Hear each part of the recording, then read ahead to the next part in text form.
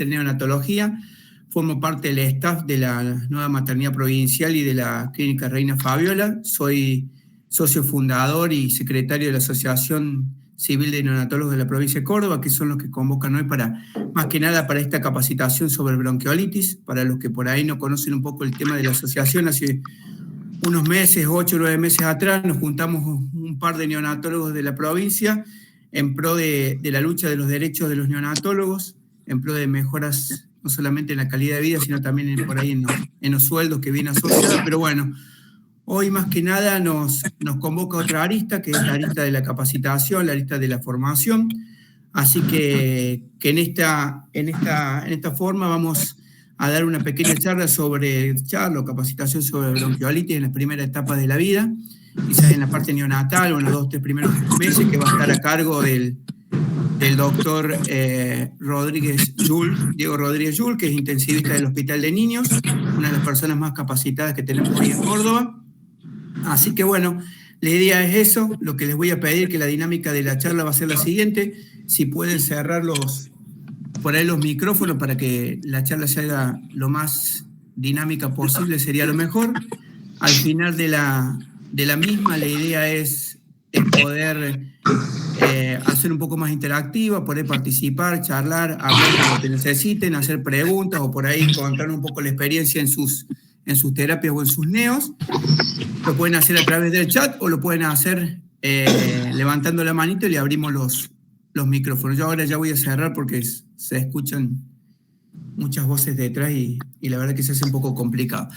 Bueno, Dieguito, todo tuyo. La verdad que un placer, muchísimas gracias por la buena onda, por la participación y por tu capacidad. Bueno, ¿qué tal? ¿Cómo les va? Bueno, muchas gracias por la presentación y obviamente muchas gracias por la invitación. Bueno, ya en una oportunidad habíamos dado una clase, por llamarlo de algún modo, sobre bronquiolitis o IRAP grave, sobre todo en los lactantes pequeños, que son los pacientes que en época de contingencia a veces a los neonatólogos toca ventilar independientemente de la edad, digamos, ¿sí? Entonces un poco la idea era revisar esto un poco y bueno, asumiendo que bueno, estamos hablando entre colegas, entre terapistas neonatales, entonces bueno, creo que la profundidad y la intensidad de la charla, la idea sería que la vayamos poniendo entre todos, digamos, ¿sí? La idea es empezar de lo clásico, de lo básico, para bueno, después entrar un poco más en algunos conceptos que claramente ustedes tienen y que por ahí compartirle más que conceptos, compartirle por ahí la experiencia que por ahí tenemos nosotros con estos pacientes. Así que la idea es que sea un ida y vuelta, que sea dinámico. Me parece que va a ser la mejor manera de aprovechar esto, ¿sí? Bueno, entonces hablamos entonces de soporte ventilatorio en pacientes con infecciones respiratorias agudas bajas y graves, que bueno, que nos toca a todos los que hacemos pediatría, neonatología en época otoño-invierno, digamos, ¿sí? Los temas que vamos a discutir básicamente son las generalidades muy rápidamente para después entrar en el soporte ventilatorio propiamente dicho y en función de algunas inquietudes que tenían algunos neonatólogos en su momento, hacer un poquito de una breve reseña de la analgosedación en estos pacientes, como qué es lo que nosotros hacemos en nuestras unidades, ¿sí? Bien. Bronquiolitis, ustedes lo recordarán ya desde pediatría, primero a segundo episodio de sibilancia, ¿sí? Asociada a manifestaciones clínicas de una infección viral en pacientes menores de 2 años, ¿sí? Como concepto, ¿sí? En realidad es una infección sumamente prevalente, con una incidencia altísima, pero ustedes verán que como máximo hasta 1,5% de estos pacientes requieren internación, ¿sí? Internación que obviamente por factores de riesgo que después lo vamos a ver es mucho más frecuente en países en vías de desarrollo como el nuestro, ¿sí? Entonces uno dirá, bueno, ¿cuál es la relevancia del tema? Y bueno, la relevancia es que justamente en épocas de otoño-invierno, representan el 83% de las unidades, de las camas de terapia intensiva en nuestro medio, digamos, ¿sí? Entonces, en la Argentina, fundamentalmente, es la principal causa de consulta e internación, ¿sí? Entre los años 2003 y 2018 hubo 385.000 casos por año, de los cuales 40.000 se internaron. Veremos si esto después con las vacunaciones sincitial y después va disminuyendo. Todo indicaría, pareciera que sí, digamos, ¿sí? Bien, esto lo vamos a hacer muy rápidamente. Ustedes recordarán de la época de pediatría. Básicamente usamos el score de tal modificado como no tanto para el diagnóstico clínico, sino para la toma de decisiones en función de a qué tipo de cuidados necesita el paciente o qué tipo de soporte. Pero bueno, ustedes recordarán que tiene en cuenta la frecuencia cardíaca, la respiratoria, la presencia de sibilancias y la presencia o no de un tiraje, ¿sí? En relación a los factores de riesgo para una bronquiolitis, una IRAP grave, figuran la edad menor de 3 meses, que posiblemente sea la mayor cantidad de pacientes que ustedes van a ver, la presencia de inmunodeficiencias, la presencia de cardiopatías congénitas. Esto es tremendamente importante, uno lo ve claramente en la clínica. El resultado de los cardiópatas es en general mucho peor que en la población general. Pacientes con enfermedades pulmonares crónicas, la prematurez o el bajo peso al nacer, la presencia de retraso de crecimiento y aquellos pacientes que tienen alteraciones en el neurodesarrollo, como enfermedades neuromusculares, hipotonías, parálisis cerebral, etc. ¿Sí? El tratamiento médico, vamos muy rápidamente. Ustedes recordarán también que si hablamos de niveles de evidencia, en realidad, excepto por la hidratación, la aspiración de secreciones y la oxigenoterapia, en realidad no hay evidencia, no hay consenso sobre ningún tipo de tratamiento farmacológico para estos pacientes, ¿sí? Entonces, bueno, los tratamientos propuestos y más que propuestos, yo diría que usados, más allá de las medidas generales de posicionamiento de la cabecera de la cama, la hidratación, la alimentación precoz, lo cual no es menor en terapia intensiva porque, bueno, vemos que tiene un impacto en los resultados finales. Después, el famoso uso de broncodilatadores, el salbutamol, ustedes saben que no hay mayor evidencia, sigue siendo lo mismo, es decir, aquellos pacientes se puede hacer una prueba clínica y ver si hay respuesta o no. Si no hay respuesta no estaría indicado, si hay respuesta los broncodilatadores sí. Lo usual es que se usen de rutina en todos los pacientes con bronquiolitis grave, creo. Esa es la realidad, digamos. Distinto por ahí puede ser una bronquiolitis leve o moderada, pero bueno, el paciente grave, lo cierto es que en general se usan siempre por más que no haya evidencia, ¿sí?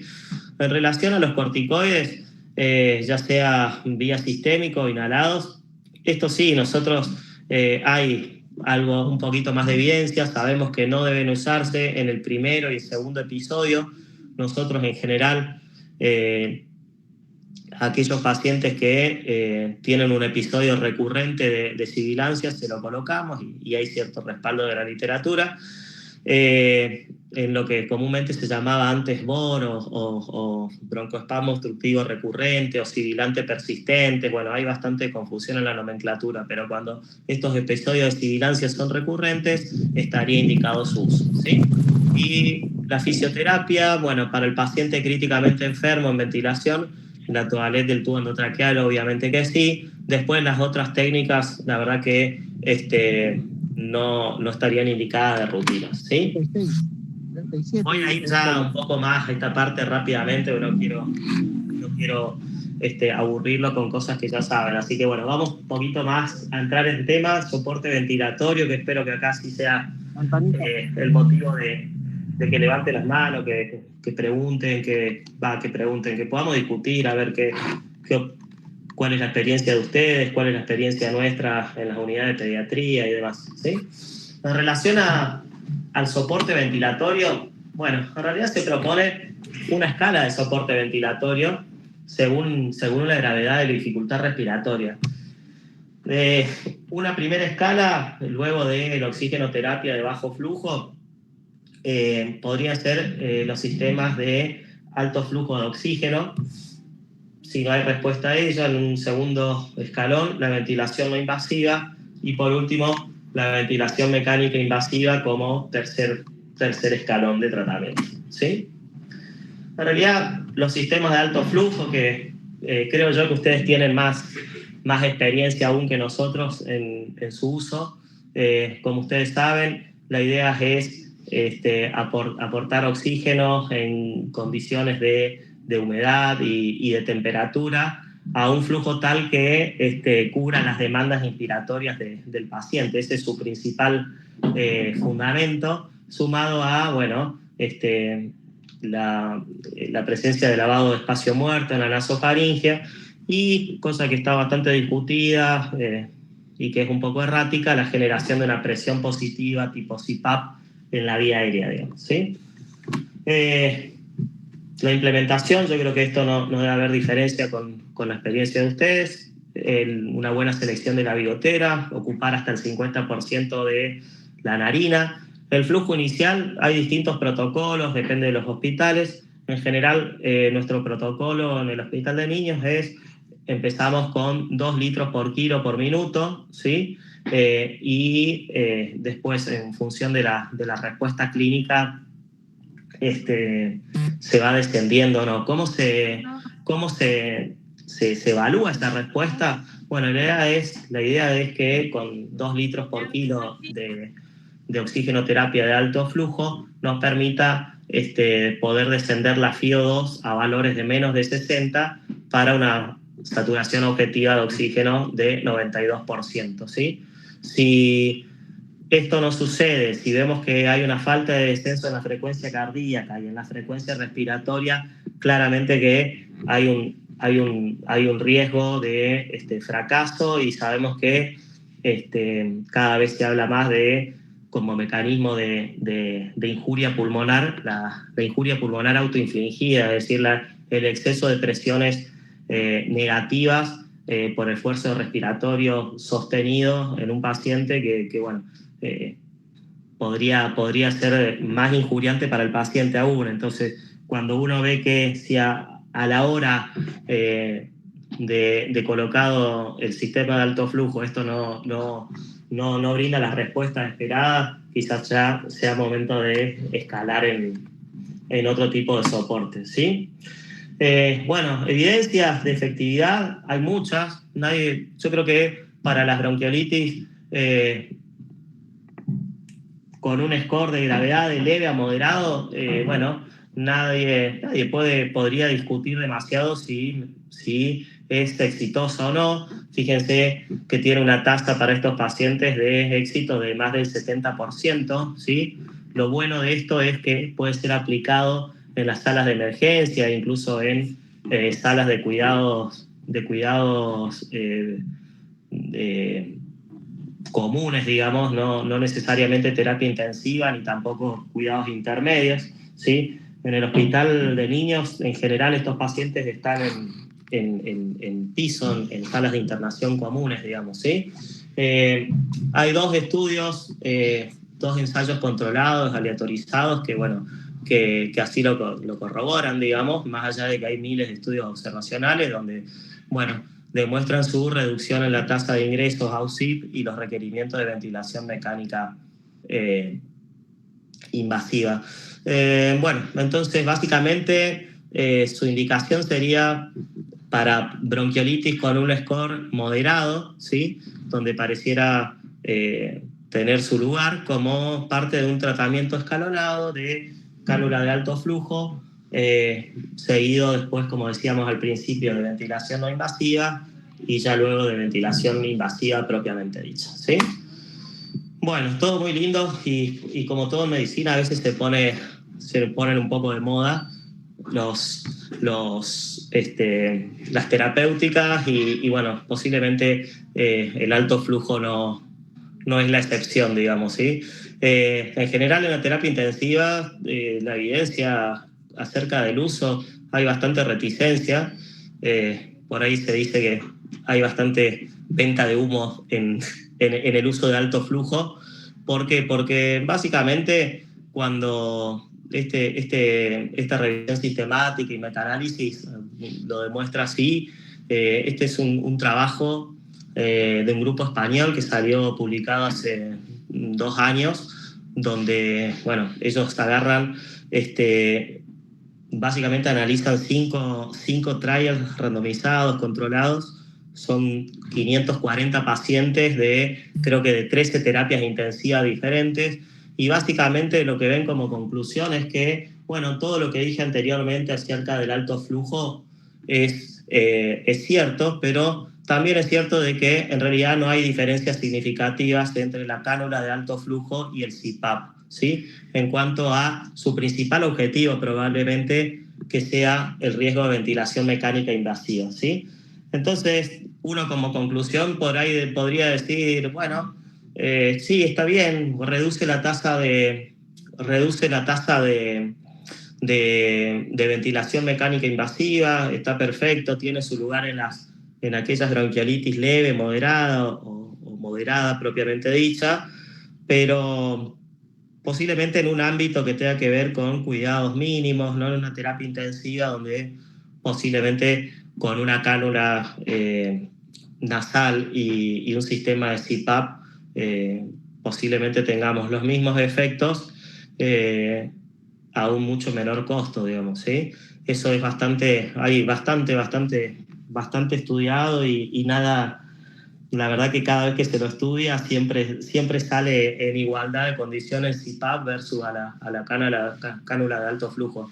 Así que, bueno, la verdad que es como para plantearse su uso en las terapias intensivas, porque, bueno, sobre todo si tenemos en cuenta sus costos. Bueno, dicho esto del primer escalón de alto flujo / CPAP, entramos un poquito a ventilación no invasiva. Bueno, de esto sí hay mucho más evidencia aún, ¿sí? Sabemos que el uso de BNI tiene una tasa de éxito para prevenir las intubaciones de alrededor del 60%. Las interfaces, como ustedes saben, son fundamentales para garantizar, o sea, el éxito o el fracaso en sí mismo de la terapéutica va a depender en gran parte de la interfase que usemos. Esa interfase va a depender de la necesidad del paciente, posiblemente al hablar de bronquiolitis y más con neonatólogos, posiblemente sea suficiente una cálula nasal, no requerir una total phase, por ejemplo, que nosotros lo usamos, sí, pero sobre todo en los pacientes, en los lactantes que son un poquito más grandes, ¿sí? Y su indicación estaría dada en aquellos pacientes con bronquiolitis con un score de tal de gravedad de moderada a grave, ¿sí? Perdón. Fundamentos fisiopatológicos. Y bueno, primero tenemos un IPAP o una presión inspiratoria máxima, cuya idea sería poder asistir a los músculos inspiratorios y prevenir la fatiga de los mismos. Una aplicación de PIP extrínseca, lo cual esto fue, la verdad que por lo menos en nuestro ámbito costó bastante poder entenderlo, porque de pronto son pacientes que clínicamente están obstruidos, que uno estima clínicamente que tienen hiperinsuflación, que tienen autopip, y ves la placa y ves que está hiperinsuflado el paciente, y vos decís, che, le voy a agregar PIP extrínseca. Sí, como hoy. Bueno, a ese paciente justamente que está en ventilación no invasiva, o si estuviese intubado, pero en modo asistido, no mandatorio, es la mayor indicación de PIB extrínseca, es decir, poder superar el umbral de disparo para mejorar el drive respiratorio. Eso es muy notorio cómo mejora el agregado de PIB extrínseca, por más que nosotros ocultemos roncos, sibilancias y que veamos que en la placa vemos zonas hiperinsufladas. Después tiene la otra indicación lógica de la apertura de zonas atelectasiadas que pudieran tener los pacientes, y bueno, con ello mejorar la compliance y por ende mejorar la relación BQ, ¿sí? Bien, esta es la típica imagen de un paciente. En este caso estaba en soporte, pero podría ser también un paciente en BNI, donde vemos que incluso nos sirve si uno se queda al lado del paciente en condiciones de buena sedación y de confort del paciente, la presencia de gatillados inefectivos que en general se van reduciendo a medida que uno va titulando el PIB. ¿A cuánto el PIB? Y normalmente un 80% del PIB extrínseco. Obviamente que si está en BNI no vamos a saber qué PIB tenemos, pero podemos ir subiendo escalonadamente y colocar el PIB en aquel valor donde veamos que hay menos esfuerzo inspiratorio, ¿sí? Y menos disparos gatillados inefectivos, como son estas deflexiones negativas que se ven por acá, que generan un aumento del flujo, pero que no llegan a abrir la válvula inspiratoria para generar otro ciclo. Acá se ve 1, 2, ¿sí? Con el correspondiente aumento del volumen de flujo, pero que no llega a generar otro ciclo, ¿sí? Esto es lo bastante típico y es posiblemente uno de los mayores reticencias que hubo posiblemente en el uso de PIB en un paciente obstructivo, como muchas veces son estos pacientes. Caso que se da tanto en ventilación no invasiva como en aquellos pacientes que están intubados y que sin estar sedados, con una escala depende de la que usemos, pero sin estar en coma farmacológico, un paciente despierto siempre, por más que esté obstruido, siempre que hay que colocar PIB por, bueno, como ustedes saben, el confort del paciente y disminuir el drive inspiratorio, ¿sí? La evaluación de los resultados, bueno, básicamente las últimas guías en realidad habla de hasta 6 horas, pero bueno, esas son guías que por ahí están más enfocadas en distrés. No todas las bronquiolitis son distrés, como tampoco no todas las bronquiolitis son pacientes obstructivos. Entonces, bueno, clásicamente si el paciente ya está con un buen nivel de confort, de sedación y demás, donde la evaluación clínica que nosotros podamos tener del paciente es fidedigna, se suele esperar 1 hora a partir de que el paciente esté en BNI con las condiciones clínicas adecuadas, ¿sí? Entonces, ¿qué nos fijamos? Como ustedes saben, la saturación de oxígeno. En general, nuestro objetivo, igual que con el OAF, es lograr bajar la FIO2 a 60%, saturando mayor o igual a 92%, mejorar la mecánica respiratoria en términos de frecuencia cardíaca, respiratoria y tiraje, ¿sí? Mejorar el estado ácido-base, que en realidad es lo que está escrito en todos los libros y guías que ustedes puedan ver, pero en realidad lo cierto es que en la práctica clínica uno se maneja fundamentalmente por la mecánica respiratoria y el estado ácido-base no suele ser un criterio para determinar el fracaso o el éxito del BNI, ¿sí? Y por supuesto la tolerancia. De todos estos parámetros, la frecuencia respiratoria es el signo más seguro y más confiable, ¿sí? En general, una frecuencia respiratoria que baja un 20% a la hora de la frecuencia respiratoria que tenía cuando se colocó inicialmente al paciente, no está hablando de una respuesta clínica favorable, digamos, ¿sí? Eso es lo típico, ¿sí? Por supuesto que hablando de, como ustedes saben, de lesión pulmonar asociada al ventilador, más allá de los conceptos básicos que todos tenemos presentes, de barotrauma, polutrauma, bilis, lo que hablábamos al principio, el concepto que salió en los últimos años de lesión pulmonar autoinfligida, es decir, lesión pulmonar que suele darse más en las zonas donde hay mayor gradiente pleuropulmonar, que suelen ser las bases, ¿sí? En todos los decúbitos, por exceso de presión negativa, es decir, un paciente que está respirando espontáneamente con mucha dificultad, obviamente que va a generar mayores presiones negativas. Esa presión negativa en la pleura que se transmite a los alveolos suele ser mayor, como decíamos, en las bases y suele afectar más aún al endotelio más que al epitelio, digamos, ¿sí? Todo esto favorece no solo la lesión endotelial, sino también la presencia de edema, y sabemos que es lo que se llama entonces PCILI o lesión pulmonar autoinfligida, y que podría tener algún tipo de relevancia en relación a los resultados clínicos de los pacientes. Dicho todo esto, la idea es no retrasar la intubación. Si el paciente no muestra mejoría clínica y secundariamente no muestra mejoría gasométrica, el retraso en la intubación sabemos que es injuriante para nuestro paciente, y se ha demostrado que aumenta la mortalidad, ¿sí? No solo la morbilidad. Entonces, luego de esperar un tiempo prudencial, clásicamente 1 hora, si el paciente no responde a la terapéutica, uno debería considerar la intubación endotraqueal de estos pacientes, ¿sí? Bien, los criterios de intubación: falta de descenso de la frecuencia respiratoria en un 30% o de la cardíaca en un 20%, lo de la saturación, muchos usan PAFI, la verdad que aparentemente la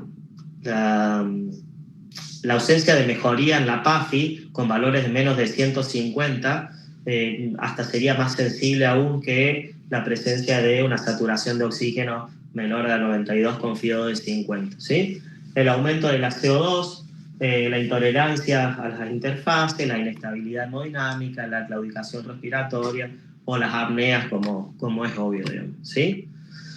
Bueno, como complicaciones de BNI, retraso de la intubación y aumento de la morbimortalidad, eso está sumamente documentado. Lesiones en la piel asociadas a la interfase, la irritación, sequedad de boca o nariz, o la presencia de neumotórax, ¿sí? Bueno, esto era fui un poquito más rápido de esto, no quería que quede afuera BNI ni CPAP o cánula de alto flujo, por eso fui un poquito más rápido. La idea es discutir un poquito de ventilación mecánica invasiva, digamos, ¿sí? No sé si hasta acá quedó todo, no sé si quedó alguna duda o algo que quieran agregar. Deito, hay una pregunta dice residencia de pediatría. Dice, en realidad lo que te preguntan es si antes de ingresarlo con cánula de alto flujo es necesario pedir un ácido base para descartar una insuficiencia respiratoria hipercámbica. Bueno, creo que la respuesta más o menos es simple, Sí. pero bueno. Sí, no, eso en general, básicamente la determinación de instaurar un tratamiento o no va a depender más de la clínica que de los gases en sí, digamos, ¿sí? Si bien hay mucha tendencia en nuestro medio de usar gases capilares, lo cierto es que si uno quiere ser estricto con la terminología de insuficiencia respiratoria, uno debería tener gases arteriales. No obstante, si bien uno sabe que si tenés una CO2 elevada en un paciente con dificultad respiratoria es signos de fracaso inminente, de agotamiento del paciente, lo cierto es que la decisión clínica, la decisión de progresar o no en una terapéutica depende más de la clínica, digamos. Perfecto. Después hay otra del doctor Carlitos Stur. Dice, si la lesión autoinfligida no la mejoraríamos con la posición prona o prona. Sí, en realidad hay consenso donde hay una mejor redistribución de redistribución de las presiones transpulmonares, en decúbito prono, pero en realidad el PCIL y la lesión pulmonar autoinfligida se ven todos los decúbitos, porque incluso en decúbito prono las regiones que están más ventiladas son las dorsales, y las regiones que están más perfundidas siguen siendo las dorsales, digamos, ¿sí? Entonces, básicamente, si bien hay una mayor redistribución de las presiones pleurales, sigue afectando más en esas zonas, digamos, ¿sí? Así que es una lesión que se puede dar en cualquier tipo de decúbito. Bueno, y después la doctora Chazarrita en lo que pregunta, en sí, la utilización de adrenalina en forma de nebulización para bronquiolitis moderada grave, como si podría ser una opción de medicación como rescate. Sí, la verdad es que no tiene evidencia para la bronquiolitis pura, propiamente dicha. También fue muy estudiada, igual que el salbutamol, pero honestamente a nivel de evidencia no la tiene, digamos, ¿sí? Hay algunos lugares que la usan, pero bueno, depende un poco, creo yo, de la experiencia de cada uno, pero si uno tiene que decir, bueno, esto lo uso porque tiene evidencia, porque tengo soporte bibliográfico, y en realidad ni la adrenalina ni el salbutamol deberían tener lugar, digamos, ¿sí? A menos que haya un componente laríngeo, un componente por ahí más de vía aérea superior asociado a la bronquiolitis, pero hasta donde tengo yo conocimiento, por lo menos no tendría lugar. Sí, perfecto, digamos, hace algo alusión a eso la doctora, para ser honesto, pero más que nada lo dice como en forma de pacientes que están por ahí en hospitales o en dispensarios de bajo nivel para antes de la derivación si se podría hacer, pero bueno, sabemos que no tiene evidencia, pero está clara la pregunta. Bueno, veo que no hay más, si querés seguir, a ver, no hay más nada, Dieguito, si querés seguir, continuar. Bueno, y bueno, ahora sí, vamos a hablar más de terapia intensiva, como quizás nos gusta a nosotros.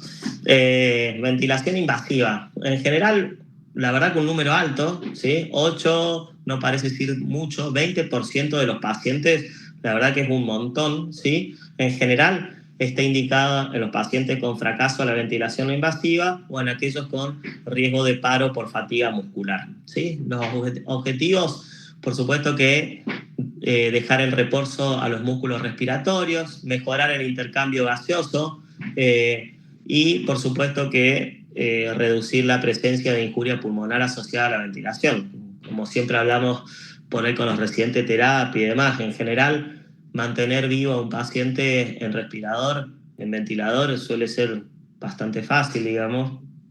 Podés subir las presiones, podés subir la FiO2 y demás, pero si tu único objetivo es que el paciente sobreviva, bueno, quizás que hoy, año 2025, estaríamos bastante obsoletos, digamos. La idea, lo que nos tiene que diferenciar como intensivistas, pediátricos, neonatales, es la calidad de la ventilación mecánica y la calidad de pulmones que dejamos, digamos. Entonces, independientemente de los objetivos gasométricos y clínicos, por supuesto que es reducir la injuria pulmonar asociada a la ventilación, ¿sí? Bien, vamos con el siguiente. Bueno, en realidad esto todos lo conocemos ya de ventilación mecánica, de adultos, neonatal, pediátrico. Esto son las mismas leyes para todas las edades, ¿sí? Uno se acordará de la ecuación de movimiento, ¿sí? Que básicamente sabemos que hay la presión de trabajo, la presión que tiene que ejercerse en el sistema respiratorio para mover un volumen corriente o un volumen tidal, va a depender de dos grandes componentes, ¿sí? El componente elástico, ¿sí? Que tiene que ver con la elastancia y el volumen tidal, ¿sí? Es decir, a mayor elastancia, es decir, menor compliance, recordemos que es la inversa de la compliance, mayor presión voy a tener que ejercer, y a mayor volumen corriente que quiera movilizar, por supuesto, mayor presión voy a ejercer, ¿sí?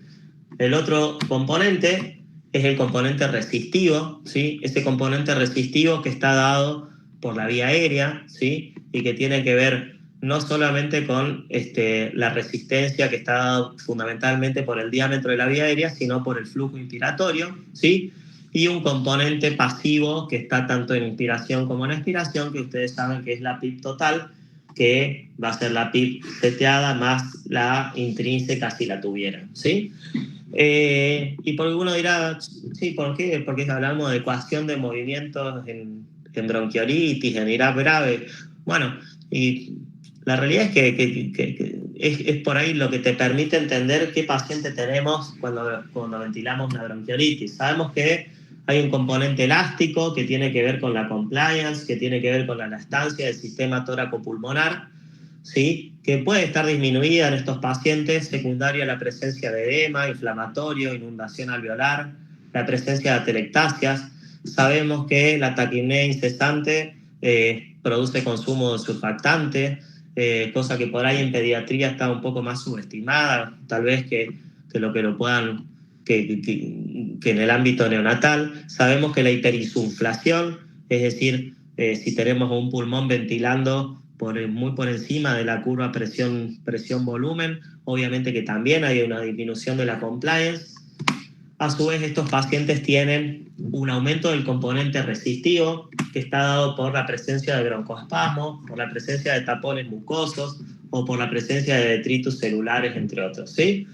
Y por último, un PIB total, que sabemos que también puede estar aumentado por la presencia de hiperinsuflación dinámica, es decir, vías aéreas que en inspiración se mantienen abiertas por la tracción radial que ejerce la tracción radial que se ejerce sobre los bronquios en inspiración, digamos, cosa que tracción radial que se pierde en expiración y la presencia de aire que no puede terminar de salir porque quedan atrapados una vez que empieza la expiración por la pérdida justamente de esta tracción radial que abre los conductos bronquiales en inspiración. También por la presencia de tiempos expiratorios cortos puede haber la presencia de autopip, y esto tiene que ver fundamentalmente por la taquipnea del paciente, que no da lugar al vaciado completo de los alveolos en pacientes con constante de tiempos elevadas, como son muchos de ellos, y la presencia de ventilación con volúmenes corrientes o volúmenes tidales elevados, ¿sí? Entonces, bueno, acá viene la cuestión. No sé cómo será la experiencia que ustedes tendrán en neonatología, pero nosotros tenemos como dos modelos teóricos muy distintivos, muy claros. El patrón obstructivo, cuyo paradigma es el asmático; el patrón restrictivo, cuyo paradigma es el distrés respiratorio, que a mí, por ser una analogía, sin saber nada de neo, me parece que la analogía sería la enfermedad por membrana hialina.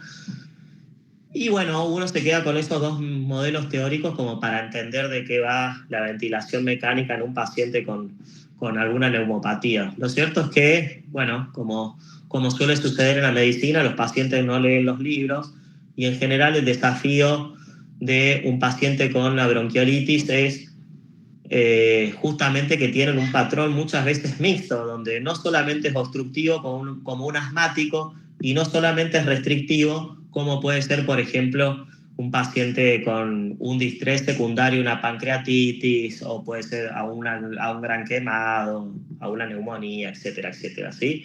Me parece que el principal desafío que tenemos con estos pacientes es eso, a ver qué predomina y buscar un balance entre el seteo que voy a dar, digamos. Todos por ahí tenemos claro como cual receta de cocina qué hacer ante un patrón restrictivo, obstructivo, y acá se te conjugan las dos cosas, y bueno, es ahí donde va el monitoreo estricto del paciente, la experiencia que tengas, y bueno, me parece que pasa mucho por ahí, y difícilmente pueda la IA poder darnos una solución si no estamos al lado de la cama del paciente monitorizándolo. Este trabajo está muy bueno, les traje porque la verdad que está... veo que se cortó. Sí, no pasó la diapositiva. Ahí va, ahí está. Bueno, este trabajo, la verdad que es muy interesante. Es el primero de su tipo. Es de Pablo Cruz, es un colega chileno del año pasado, en octubre del año pasado lo sacó. Y la verdad que es una enfermedad tan común, pero que está por ahí, hay cuestiones que todavía hay gaps de conocimientos al respecto. Básicamente lo que él hizo fue, si bien tiene el defecto de que no son muchos pacientes, lo que hizo puntualmente es ventilar a todos los pacientes con broncoespasmo menores de 2 años, en volumen control, cosa de tener un flujo constante y poder medir bien, hacer todas las mediciones estáticas de manera fidedigna, tener un flujo constante y demás. Y lo que hizo fue tratar de diferenciar entre el paciente que acá en la traducción en inglés dice critical asthma, en realidad en nuestro lenguaje cotidiano sería un BOR, el paciente que tiene broncoespasmo obstructiva recurrente, menor de 2 años, de aquel que tiene una bronquiolitis, ¿sí? Aquel paciente que tiene 1 o 2 episodios y no mucho más, ¿sí? Que por ahí es una duda que tenemos bastante bastante en mente nosotros. Bueno, ¿qué hacemos? ¿Cómo lo vamos a ventilar? ¿Como un asmático o es una bronquiolitis? ¿No deberíamos extrapolar los conocimientos de uno o de otro? En realidad lo que él hizo fue estudiar qué características mecánicas tenían estos pacientes. Una bronquiolitis de un BOR, insisto, ¿sí? Y en realidad lo que ve es que hay dos grandes patrones, digamos. En el asma grave, lo llama así, pero insisto, estamos hablando de broncoespasmo obstructivo recurrente o aquel paciente que tiene sibilancias persistentes menor de 2 años. Vemos que la diferencia pico-plató discrimina pero muy bien a los pacientes que tienen un componente obstructivo clásico, digamos, de broncoespasmo, de aquel que tiene una bronquiolitis crítica. En general, nosotros tenemos como concepto general más de 10 puntos de diferencia entre el pico y la plató. No está hablando de que hay un componente obstructivo. Bueno, este es un concepto bastante general que se aplica en pediatría a niños, adolescentes y también en lactantes. Esto lo interesante es que encuentra un valor bastante cercano a 10 en pacientes menores de 2 años, por supuesto, asumiendo que no tiene fuga el tubo, ni que tiene tapones de moco el tubo y demás, ¿no? Asumiendo permeabilidad del tubo, este paciente que tenga una diferencia pico-plató, que ustedes estén ventilando en sus unidades, con esa diferencia, y posiblemente haya que manejarlo más como un patrón obstructivo predominante que como un patrón restrictivo, ¿sí? Después está la bronquiolitis propiamente dicha, aquel que tiene un paciente con un componente más restrictivo, digamos. Y estos pacientes, básicamente el componente elástico, o sea, la compliance es su principal determinante de la presión de trabajo, recordando la ecuación de movimiento. O sea, la mayor parte de las presiones van a estar destinadas a mover un volumen corriente a un pulmón con una compliance disminuido, ¿sí? Tal cual lo que pasa en un distrés clásico, como ustedes conocen.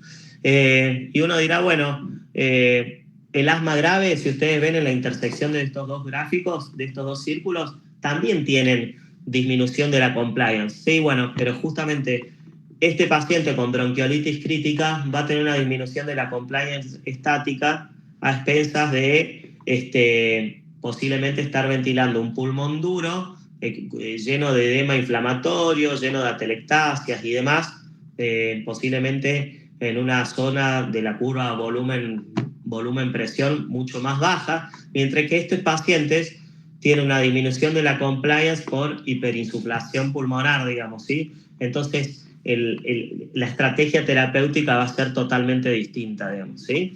A partir de ahí, bueno, ¿qué vamos a tener como estrategia ventilatoria? Bueno, en realidad no sé cuál es el modo que utilizan principalmente ustedes en NEO, en sus unidades. Más control volumen, presión.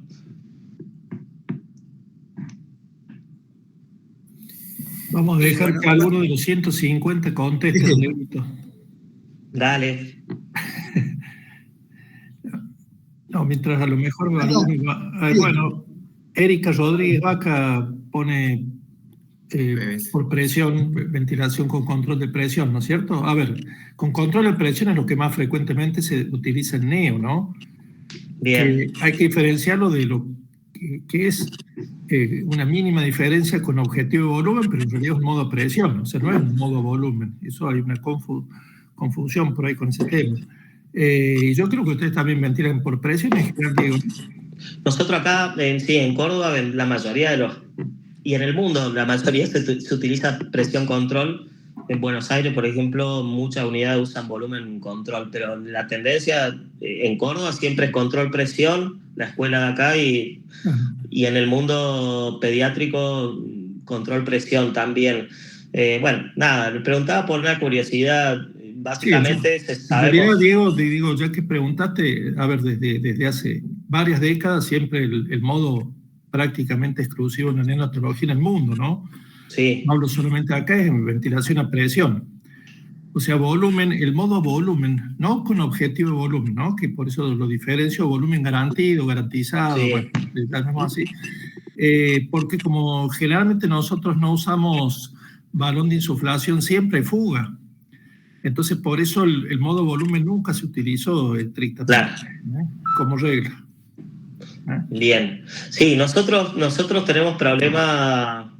Nosotros no lo usamos básicamente porque, bueno, no tenemos sensores de flujo proximal y de pronto por ahí tenemos un espectro de paciente que de pronto puede ser un adolescente de 70 kilos o puede ser un paciente de 5 kilos, donde de pronto si tenés tubuladuras, les digo lo que pasa en nuestras unidades, por ejemplo el hospital de niños, por ahí tenés tubuladuras reesterilizadas, respiradores que por ahí no son de los mejores, entonces por ahí en un paciente chiquitito de 3 kilos y medio, 4, lo que fuese, por ahí 10 mililitros más o menos, si no sos preciso, es medio complicado. Yo entiendo que hay, por ejemplo, por lo menos me habían dicho que en la maternidad provincial, por ejemplo, tenían sensor de flujo proximal, no sé si es así o no, quizás ahí pueda llegar a cambiar un poco la historia. Rápido, digamos, después pueden ir a lo mejor haciendo preguntas o agregando, así no lo hacemos con ahora y vos podés terminar, pero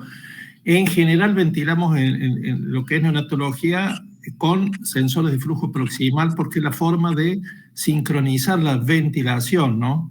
Claro. Entonces es casi un requisito. Si no, volvemos a los viejos modos de ventilación, que es mandatorio intermitente, donde uno programa la frecuencia a 40 y el niño respira por su lado y por ahí algunas veces acompasado y otras veces no, salvo que lo cedemos totalmente. Pero hoy prácticamente en las maternidades estatales y privadas tenemos sensores de flujo proximal de hace muchos años, ¿no? Claro. Sí, la verdad que nosotros no contamos con eso en la mayoría de las unidades, entonces por ahí es una limitación.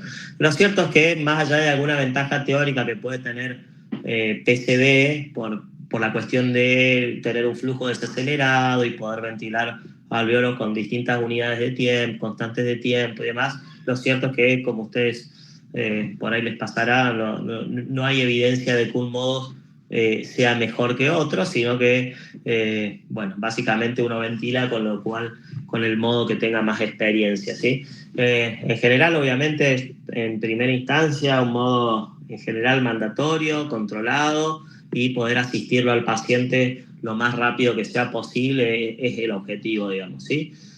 Como ventilación protectiva, ¿qué tenemos nosotros como una especie de 4 mandamientos en la terapia intensiva pediátrica, que supongo que no debe variar mucho de la neonatología? Se ha demostrado de que, bueno, el volumen corriente que usábamos anteriormente de 8 a 10, sobre todo en pacientes obstruidos, sumamente deleterio. 6 a 8 es el número, e incluso en pacientes distresados podés bajar a 4 a 6 y permitir CO2 altas, el concepto de hipercambia permisiva, es decir, tolerar pH de más de 720 con CO2 de hasta 2 cifras, lo tolerás con la idea de mantener volúmenes corrientes bajos, insisto, 6 a 8, con una presión plató, si el paciente no tiene problemas en su caja torácica, presiones plató de menos de 28 es nuestro número, y una presión drive de menos de 15, es decir, una diferencia entre la plató y la PIP total de menos de 15, ¿sí? Estos son conceptos que la presión drive, que vienen conceptos de adultos, de Amato, que después se replicaron en pediatría y así lo demostraron. Hay bastante evidencia, tanto de la plató como de la drive, y ni hablar del volumen corriente y una FiO2 de menor o igual a 60, ¿sí? Y como les digo, el concepto de hipercapnia permisiva, nosotros tenemos por ahí algo que decimos siempre con los residentes y demás, es no estamos ventilando un laboratorio, no estamos ventilando unos gases, estamos ventilando un paciente, digamos. Entonces la idea no es tener gases normales o lo más normales posible, sino una ventilación protectiva a expensas quizás de tolerar una CO2 alta, un pH que esté descompensado, pero más de 720, y una PO2 que esté igual a 60 ya es suficiente, digamos, ¿sí?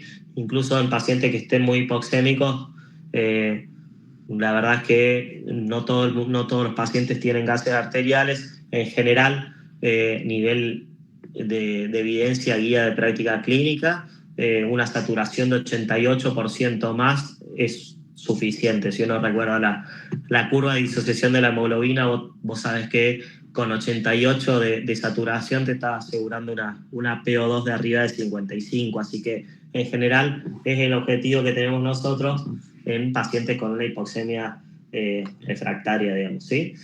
Por supuesto que todos estos conceptos de hipercapnia permisiva, saturación de más de 88 es suficiente una vez que se agotan todas las terapéuticas disponibles y bueno, ya entras en el margen de ventilación no protectiva, digamos. Obviamente que si podés tener mejor CO2, mejor PO2, mejor saturación, mejor aún, digamos, ¿sí?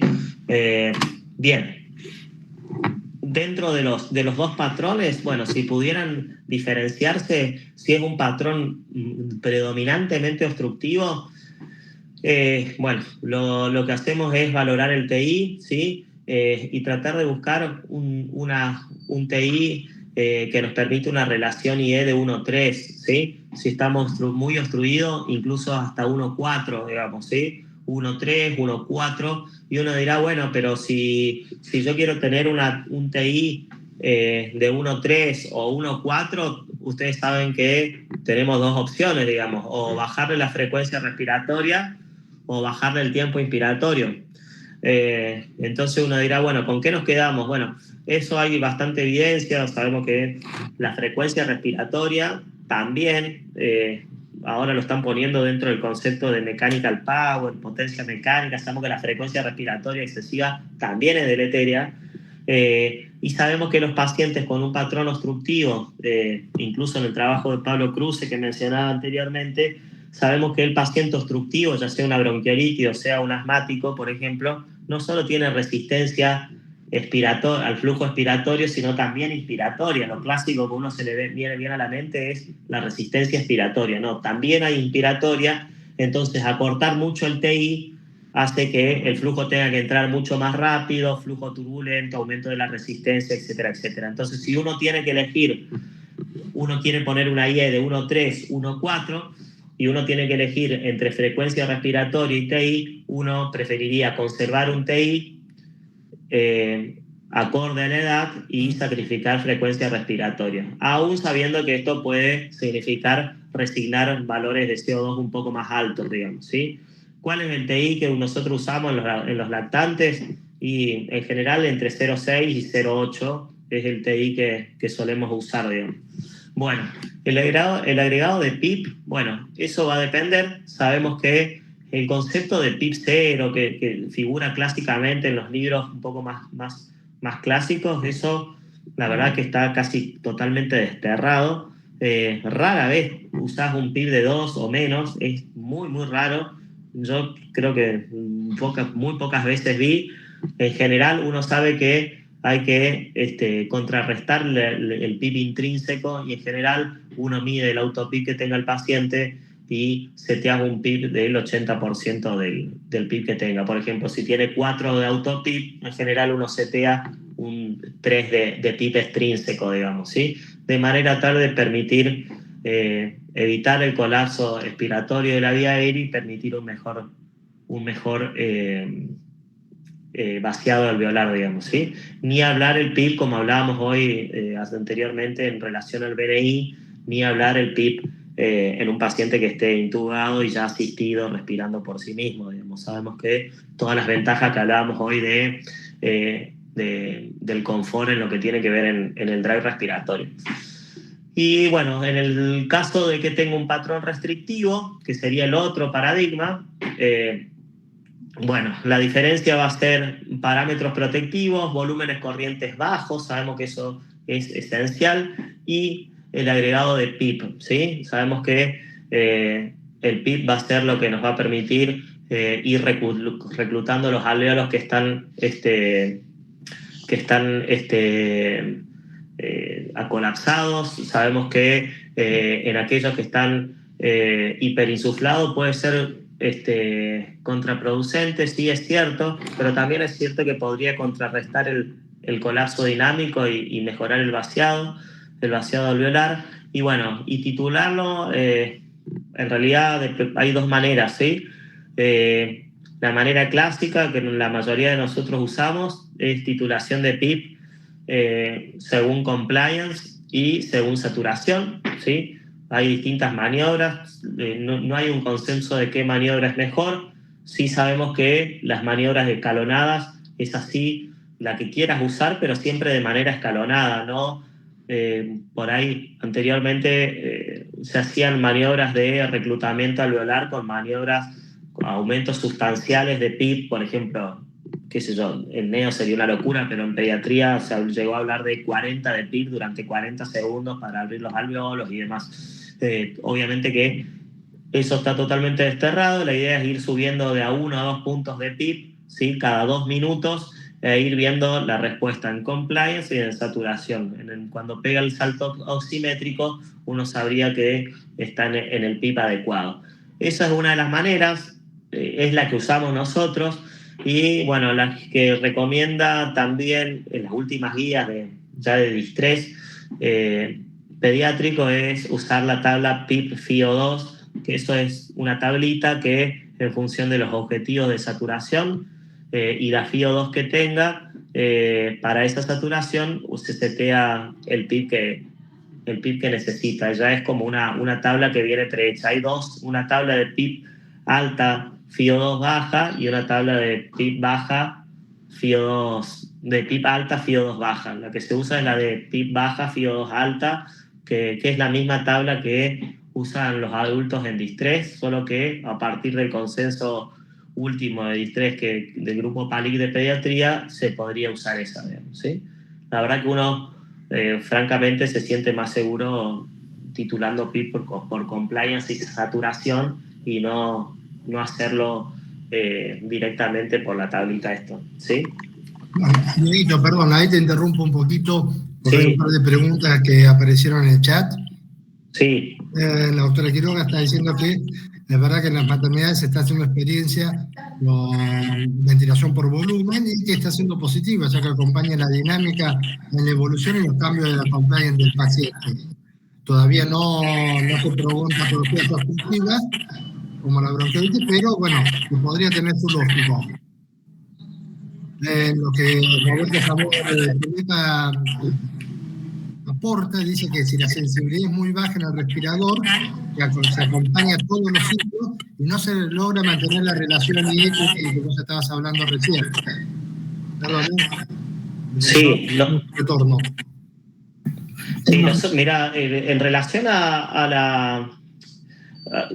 honestamente no está definido, que son todas ventajas teóricas, digamos. Las ventajas de PSB es, como decíamos hoy, flujo desacelerado, llenado de alveolar con distintas constantes de tiempo y demás. Bueno, entonces ahora no quieren trabajar la mañana por eso. Entonces supuestamente la de control volumen por ahí tiene la ventaja de un mejor monitoreo, y hoy en día se habla de por ejemplo, calcular la IE en función a la constante de tiempo inspiratoria, ¿sí? Por ejemplo. Entonces, la constante de tiempo inspiratoria la tenés que calcular sí o sí con flujo constante. Entonces, por ejemplo, tener un BCB, por tenerlo al paciente en control volumen, te permite tener constantes de tiempo inspiratorias, calcularlas fehacientemente y poder decir, bueno, tiene este constante de tiempo inspiratorio, bueno, le voy a sumar 3 constantes de tiempo inspiratorio, es el tiempo expiratorio que tiene mi paciente. Eso es algo que es bastante nuevo y bastante disruptivo en términos de ventilación mecánica del paciente obstructivo, donde podría tener ventaja de BCB, pero yo diría, más allá de lo que yo diga, en realidad lo que está escrito al respecto es nada, ventilar con lo que te sientas más cómodo, siempre y cuando te mantengas dentro de los parámetros de ventilación protectiva. Mientras que vos monitorices volumen corriente y no tengo un volumen corriente de más de 8 por kilo, cosa que costó mucho entender en nosotros, cada uno de nosotros, en este chat, en este Meet, y cada uno de nuestros pacientes maneja un volumen corriente de 6 por kilo, más o menos, ¿sí? Ese es el 6,3 por kilo. este concepto de 8 a 10 por kilo es una hiperinsuflación no solamente deleteria, imagínense en un paciente hiperinsuflado como esto. Entonces, si usás BCB o PCB, el que quieras, pero siempre y cuando no te pases con el volumen corriente. Después, el volumen corriente, la presión dry, plató y demás. Después, lo que quieras usar, nadie puede decir que esté mal. Y después la otra pregunta era, que está buena la pregunta, no sé cuál era la otra. Sobre el tiempo inspiratorio, porque habla que al tener una sensibilidad baja el respirador, se acompaña a todas las respiraciones y no se logra mantener la relación IE que se había planteado. Sí, en realidad, bueno, sí, eso hay que monitorizar. Hay que monitorizar la presencia de asincronías con el paciente, digamos. O sea, si vos podés tener un exceso de sensibilidad, sabemos que la idea no es subirle la sensibilidad al paciente, al respirador, subirle el trigger, sino que esté lo más plácidamente posible. Si no está plácido es porque tiene alguna molestia. Descartado eso, sabemos que mientras menos sedación mejor, y después ver por qué tiene más gatillado del que yo quiero darle, digamos. Tal vez pueda tener un doble disparo y le esté faltando TI, o tal vez tenga un doble disparo porque de pronto tiene un déficit de volumen corriente, o bueno, tal vez tenga autodisparo porque, bueno, qué sé yo, tenga un poquito de agua en las tubuladuras, etcétera, etcétera. La idea sería así, en el mejor de los casos, sería tener un paciente lo más despierto posible, con un trigger por flujo lo más blando posible y que el paciente esté confortable. Ahora sí, si dispara más de lo que yo le estoy dando, y bueno, posiblemente puedan pasar dos cosas, o tengo seteado un respirador que no cubre las demandas del paciente, y bueno, tendré que ver si es una cuestión de volumen corriente o una cuestión de frecuencia respiratoria. Che, Dieguito, ahí hay que hacer una aclaración. Sí. Obviamente hay diferencia de pediatría con neo, ¿no? Como vos decís, ustedes ventilan a lo mejor un lactante de 3 meses y un chico de 8 o 10 años cuando hablan de crisis asmática, ¿no es cierto? Sí. A ver, hay para hacer varias aclaraciones, pero por ahí las más me parece más importantes son, nosotros sí estamos muy acostumbrados a manejarnos con volumen tidal más bajos. Sí. Acuérdate que tenemos un gran porcentaje de niños ventilados prematuritos en la neo, y bueno, es difícil que nosotros pasemos como regla, vamos a decir, de un volumen tidal más de 6, generalmente 5, de 4 y 5. Vamos a pedir a Erika que cierre el micrófono, la vamos a silenciar de una. Ahí está. Ahí la silenciamos a Erika Rodríguez. Bueno,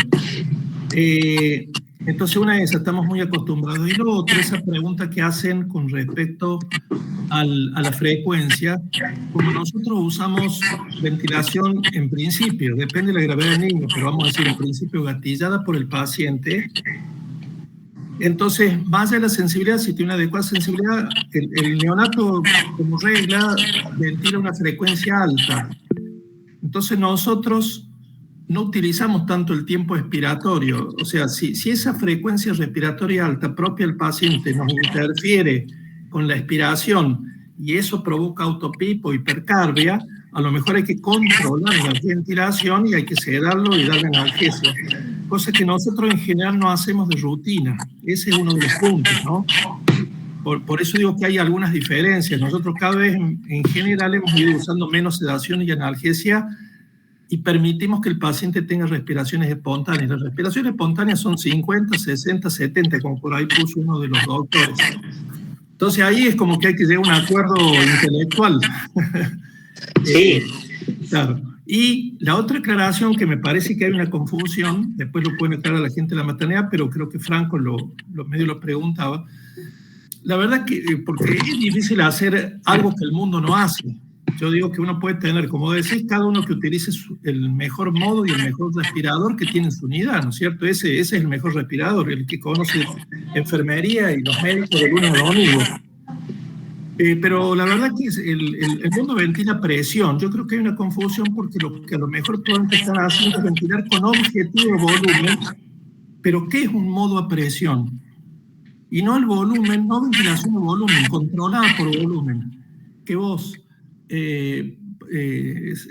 seleccionás un volumen 6 por kilo, digamos, y el respirador, si ese volumen a 6 por kilo lo tiene que introducir con una pico de 40, lo mete con una pico de 40, y si es una pico de 20, una de 20. En cambio, con el volumen garantizado es un modo de presión donde hay un límite muy claro de presión, donde va corrigiendo el volumen tidal, respiración a respiración, si te quedas corto o ese volumen excede del planificado por vos. Pero en realidad son modos a presión, eso hay que aclararlo, son modos a presión. Es muy difícil que hoy el mundo se largue a ventilar a volumen cuando, no sé, hay un ruido, ¿cierto? No sé. Entonces, me parece que es el de stock. Bueno, y lo otro también te aclaro, digo, por ahí a lo mejor algunos no digo que no se animen, pero lo deben estar pensando. Nosotros la presión plató no lo utilizamos como regla, es cierto, ustedes esto lo traen de la medicina del adulto, y es porque son volúmenes de tiras muy bajitos, entonces es muy difícil de medir la presión plató en neonatología. No alcanza a hacer no alcanza a hacer presión plató, o sea que en general no se mide presión plató ni se tiene en cuenta. Digo, te lo aclaro porque es algo que no se utiliza como de rutina, ¿no? Sí, para mí hay dos cuestiones, me parece a mí. Una es en relación a lo de la frecuencia respiratoria y la sensibilidad y demás. Bueno, eso obviamente que hay que partir de la base de qué momento de la enfermedad tenga el paciente, ¿no?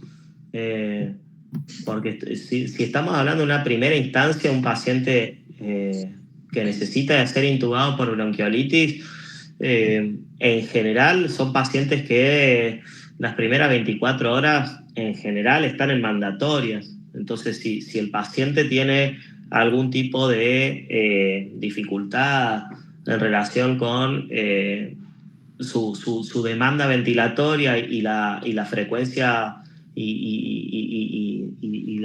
el seteo del respirador en un paciente las primeras 24 horas, lo normal, lo usual es que el paciente necesite más sedación, pero no porque uno quiera sedar al paciente. Esto está escrito a nivel guía de práctica clínica, digamos. Incluso nosotros tratamos de usar lo menos posible. El uso a veces en estos pacientes de bloqueantes neuromusculares no lo tratamos de usar de manera en infusión continua, pero en una etapa hiperaguda de la enfermedad, digamos, donde de pronto estamos hablando de conformarte con un pH de más de 720, con saturaciones de más de 88, y es factible que son pacientes que en general en primera instancia tienen que estar más sedados, digamos, ¿sí? Por supuesto que estamos totalmente de acuerdo que al paciente mientras menos sedación mejor y demás, pero bueno, por ahí sí sería una problemática a plantear, que está muy buena la pregunta, la acotación que habían hecho en una segunda instancia, donde vos al paciente tenés que despertarlo, empezás a bajar sedación, etcétera, etcétera, y bueno, es otra instancia donde, bueno, tenés que tratar de lograr la mayor sincronía posible en un paciente que está próximo o en vías de extubarse, digamos, donde vos ya querés que esté más asistido, que mueva el diafragma, etcétera, etcétera.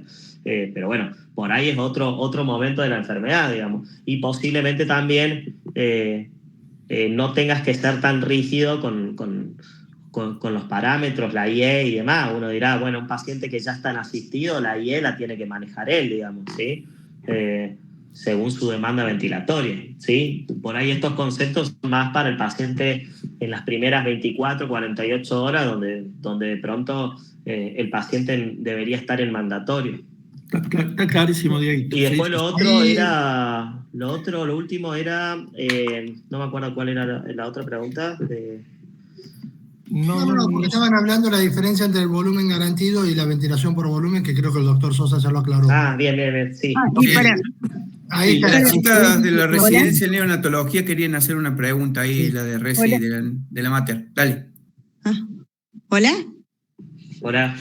Sí, no, era en realidad para agregar un poco a lo que había dicho el doc Sosa, que en realidad volumen garantizado por ahí nos entusiasma en la idea teórica, digamos, de que se vayan modificando las presiones a medida que se modifica la compliance y resistencia en la patología, pero estamos en una curva de aprendizaje, considero todos, y el problema con volumen garantido, digamos, en esta patología en particular es por ahí la cantidad de secreciones y el manejo de los sensores de flujo proximales, porque apenas se humedecen o hay alguna secreción y demás, todo el algoritmo que hace el aparato, digamos, el respirador, el ventilador, sobre las acciones que va a dar se modifican, entonces hace que uno tenga que estar mucho más al lado de un paciente así.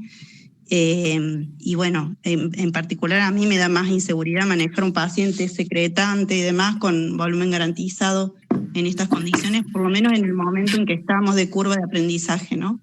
Sí, yo creo que eso que dice Vivi es excelente, el aporte, porque tiene sus complejidades el volumen garantizado, y todo el mundo tiene que estar muy consustanciado con cómo es el software de ese modo, ¿no? Y lo otro, digo, que vos dijiste, me parece muy útil, que eso está prohibido en NEO con poner un PEP, yo diría menos de 4.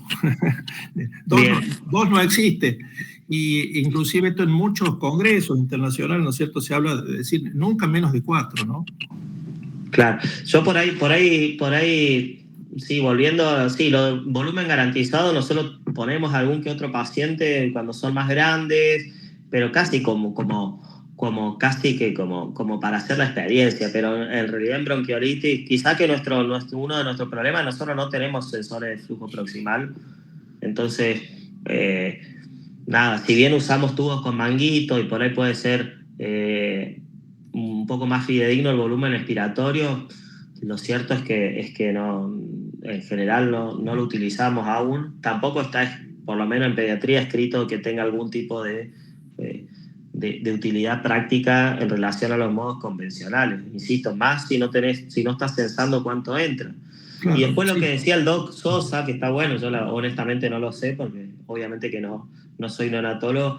Nosotros la platóloga sí la tenemos en cuenta, pero por ahí yo diría, esto puede llegar a ser una burrada. Ustedes como neonatólogos me van a corregir si estoy errado o no, pero a mí me da la sensación de que las patologías, la mayoría de las patologías por ahí que puedan requerir ventilación mecánica con una hipoxia severa y demás, posiblemente estén hablando de pacientes restrictivos en su mayoría. No sé, se me viene a la mente la clásica enfermedad de membrana hialina, se me viene a la mente un pulmón hipoplástico o una aspiración de líquido meconial.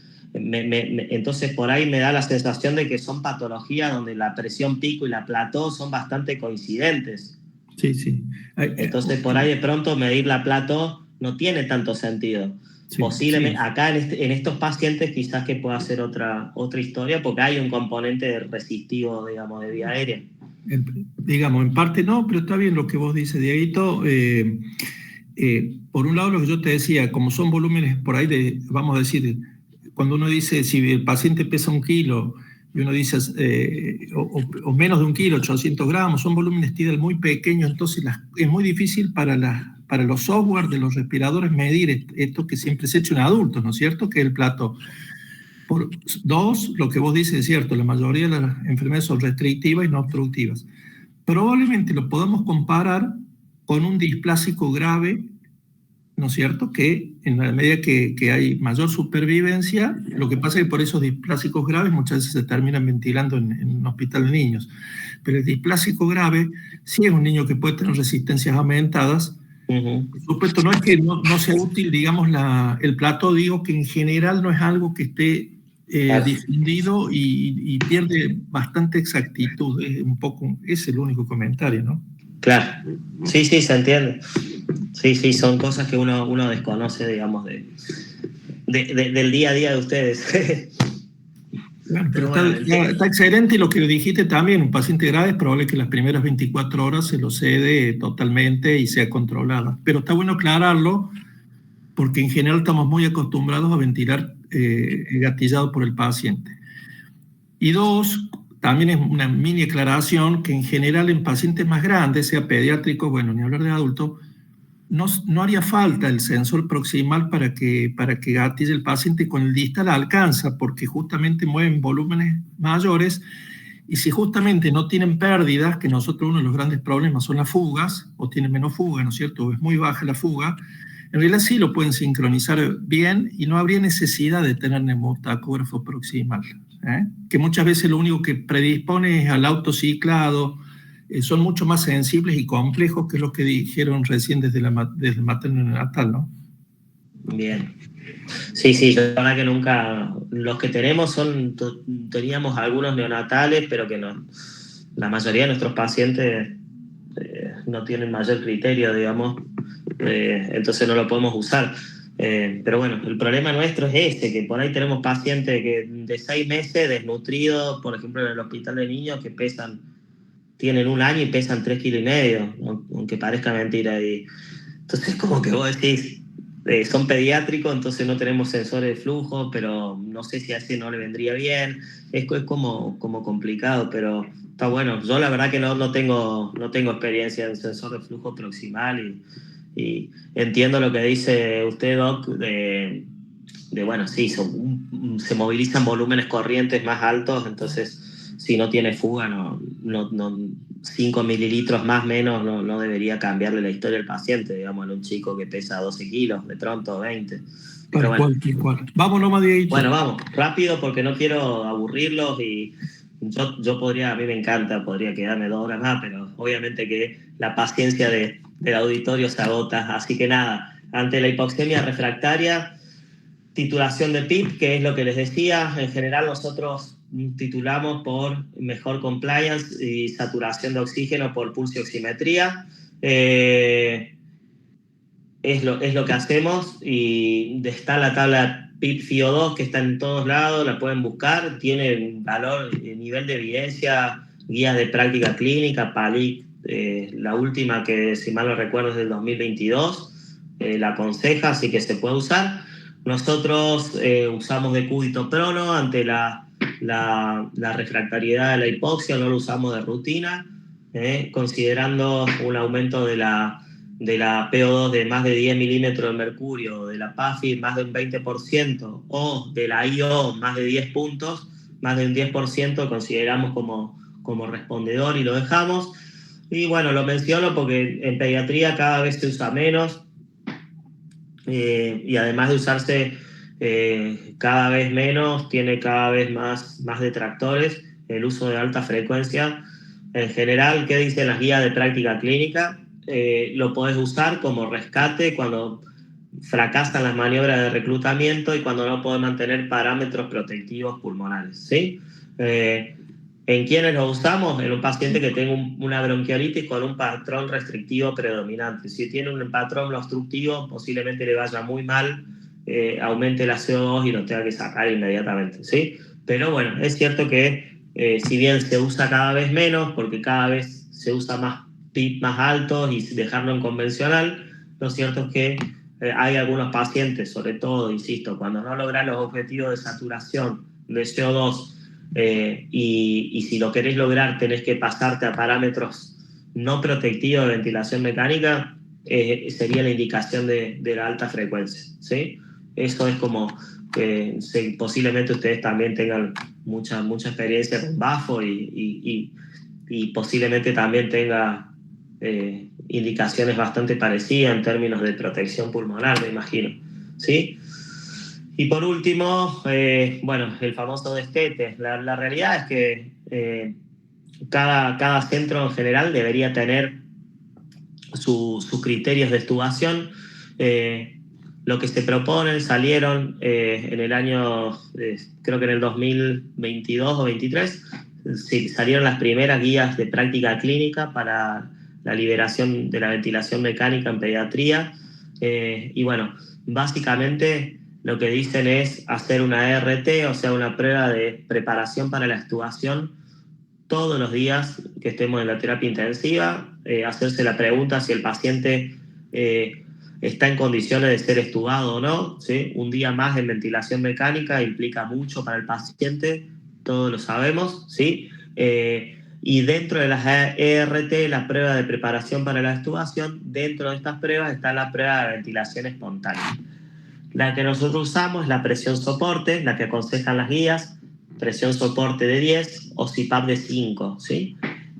Son las dos pruebas de ventilación espontánea, es decir, lo pones en soporte 5 más 5 o 6 más 4, o lo puedes poner en CPAP de 5 durante 30 a 120 minutos, ¿sí? Si durante esos 30 a 120 minutos no vemos un deterioro en la mecánica respiratoria, no vemos un aumento de la frecuencia cardíaca, de la frecuencia respiratoria, caída en la saturación, etcétera, etcétera, el paciente está listo para ser extubado. Por supuesto que dentro de las ERT tenemos que, y sabemos que dentro de las ERT está la prueba de ventilación espontánea, pero también hay otros parámetros que tienen que ver con la estabilidad hemodinámica, la analgosedación. Nosotros tenemos pacientes que luego de estar muchos días ventilados, por supuesto que aparecen síndromes de abstinencia, de tolerancia, de delirio inclusive. Entonces tenés que asegurarte que el paciente tenga, si tiene abstinencia, su abstinencia esté controlada, que no esté profundamente dormido en el momento de la prueba de extubación, que no esté tampoco en excitación psicomotriz, que no tenga un ingreso programado a quirófano en las próximas 24 horas. Dentro de los parámetros de ventilación mecánica, lo que dicen las guías pediátricas son, a modo de ejemplo, porque no estipula un parámetro fijo cual receta de cocina, pero a modo de ejemplo establece presiones picos de menos de 25, PIP de menos de 8, menor o igual a 8, ¿sí? Y una FiO2 menor al 60 para una saturación mayor a 92%. Eso sería un poco el combo de cuando nosotros podemos prepararlo podemos ponerlo en prueba de ventilación espontánea. La preparación debería ser antes. En relación al corticoide, lo que dicen las guías, mínimamente 6 horas antes en un paciente con riesgo de fracaso de extubación se coloca dexametasona. La dosis es variable, pero por lo menos 6 horas antes. En todos los pacientes, no en todos los pacientes, si bien la realidad que nosotros usamos en la mayoría de los pacientes, lo cierto es que deberían ser en aquellos pacientes que tengan riesgo de fracaso de extubación, como aquellos que tuvieron estridor, los que tienen alguna anomalía en la vía aérea, etcétera, etcétera. Los que no fugan manguito y demás. Las complicaciones de las bronquiolitis, distrés respiratorio, neumotórax, son virales y por ende pueden hacer miocarditis virales, insuficiencia cardíaca congestiva, como más secuelar, una bronquiolitis obliterante o una enfermedad pulmonar crónica, ¿sí? Pronóstico, la mortalidad es bajísima y uno dirá, bueno, es baja, sí es baja, pero es altísimo el número de pacientes con bronquiolitis, entonces ahí radica su importancia. Sabemos que los cardiópatas congénitos son el principal grupo de riesgo en relación a mortalidad. La morbilidad, lo clásico, lo escrito, muy ubicuo, en el 30-60% en teoría, un rango amplísimo. Cuando es tan amplio el rango, es como que te hace ruido, che, ¿y esto de dónde lo sacaron? Porque como que del 30 al 60 es el doble, entonces bastante poco estudiado hasta hace poco, ¿sí? El año pasado salió un trabajo bastante interesante en términos de pronóstico de la bronquiolitis. Como decíamos al principio, nosotros los outcomes van variando en terapia intensiva, ya no podemos tener como outcome solamente la mortalidad y menos en una patología como la bronquiolitis donde la mortalidad es muy baja. Entonces hay que empezar a preguntarse, bueno, cómo les va a nuestros pacientes, si son pacientes que van a tener una funcionalidad pulmonar adecuada, si van a ser pacientes con un rendimiento escolar adecuado. Bueno, este trabajo es un trabajo muy importante, abarca más o menos 210 pacientes, es un análisis secundario del grupo del trabajo RESTORE, que fue un trabajo que básicamente lo que hacía era dividir un randomizado controlado que dividía dos grupos, analgosedación protocolizada en pacientes pediátricos con bronquiolitis versus los pacientes sin analgosedación protocolizada, sino a gusto y piacere del equipo tratante. Y bueno, agarraron todos estos pacientes y después los siguieron durante 6 meses en términos de calidad de vida, independencia en los quehaceres de la vida diaria, adecuados a su edad, por supuesto, y el rendimiento cognitivo en base a los hitos madurativos esperables para su edad, mediante las tablas PSP y la PET-QL, que son una de las más conocidas. Y bueno, básicamente, para no aburrirlos, el 12% de estos pacientes tienen un deterioro funcional a los 6 meses de vida, ¿sí? Cosa que pareciera poco, pero si uno toma en cuenta la incidencia que tiene esta patología, y si hablamos de pronto de 400.000 pacientes enfermos de esto en el lapso de 5 años en la Argentina, y entonces estás hablando de 400.000, estás hablando de 40.000 pacientes que de pronto en el lapso de 5 años podrían quedar con un deterioro cognitivo. Entonces parecen números que no parecen tanto, pero que si lo pones en perspectiva con la casuística que tenemos, adquieren más relevancia, ¿sí? Esto yo después se los dejo al que quiera, no porque ustedes lo vayan a aplicar en la neonatología, pero sobre todo, tal vez en otros años en el sector privado, muchos pacientes que estaban por fuera del rango neonatal, pacientes de 3 meses hasta de 4 meses de vida, ante la ausencia de camas en los hospitales pediátricos, han tenido que ventilar niños, lactantes pequeños. Entonces, por ahí la idea era hablar un poquito de analgosedación, pero bueno, insisto, yo por mí me quedaría 2 horas más, pero bueno, me parece que es una cuestión de respeto a ustedes y de no aburrirlos. Después, si quieren, se los puedo pasar por WhatsApp. Este es el protocolo de analgosedación que tenemos en el hospital para estos pacientes, ¿sí?